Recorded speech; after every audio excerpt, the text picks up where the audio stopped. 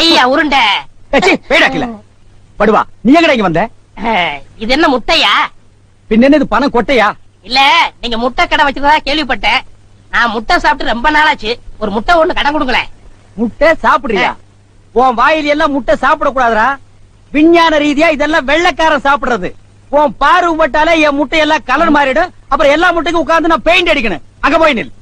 படுவா, அங்க இருடா. அண்ணே, ஒரு முட்டை கடை கொடுக்கணும். அங்க இரு. உங்களை ஏசி முட்டை கடையை நடத்துற